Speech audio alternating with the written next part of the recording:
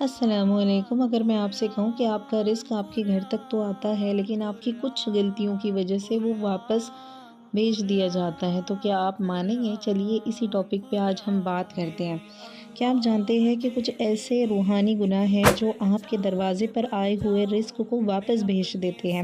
آج ہم ان 5 خاموش غلطیوں کی بات کریں گے جو ہم روز کرتے ہیں اور پھر شکایت کرتے ہیں کہ برکت کہاں گئی۔ آئیے حقیقت جانتے ہیں۔ سب سے پہلی غلطی، خرچ کرتے وقت ڈر محسوس کرنا۔ جب آپ صدقہ کرتے ہیں، گھر والوں پر خرچ کرتے ہیں تو کیا دل میں یہ خیال آتا ہے کہ پیسہ ختم ہو جائے گا؟ اللہ قرآن میں سورہ سبا کی آیت نمبر 39 میں فرماتا ہے، اور جو کچھ تم خرچ کرو گے اللہ اس کی جگہ اور دے گا اور وہ سب سے بہتر رزق دینے والا ہے۔ بے شک جب آپ ڈر کے خرچ کرتے ہیں تو آپ اللہ کی قدرت پہ شک کر رہے ہوتے ہیں۔ ڈر شیطان کی طرف سے اور یقین اللہ کی طرف سے۔ دوسری غلطی، رزق کو روک کر رکھنا یعنی ہولڈ کر کے رکھنا۔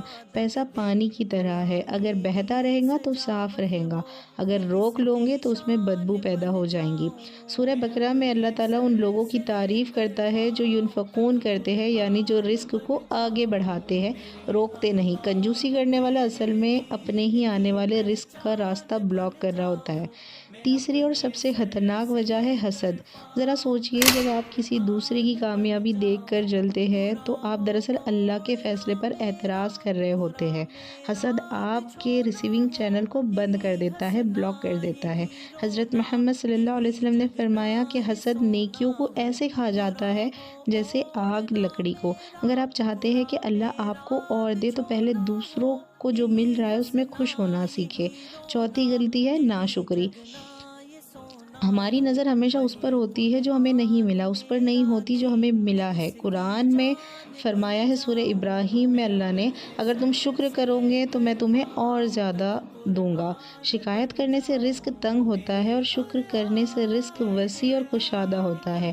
اور پانچویں غلطی، اللہ کے وقت پر بھروسہ نہ ہونا۔ ہم چاہتے ہیں کہ سب کچھ ابھی مل جائے۔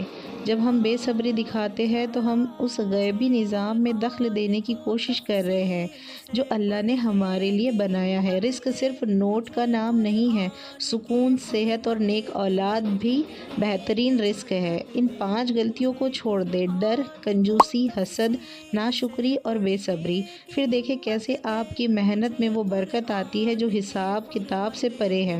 رزق پیچھا نہیں چھوڑتا، بس ہم اپنے گناہوں سے اسے روک دیتے ہیں۔ آج ہی سے دینے والا ہاتھ اور شکر کرنے والی زبان بن جائیے۔ کیا آپ نے کبھی محسوس کیا ہے کہ صدقہ کرنے کے بعد اچانک کہیں سے مدد آ گئی؟ اپنا تجربہ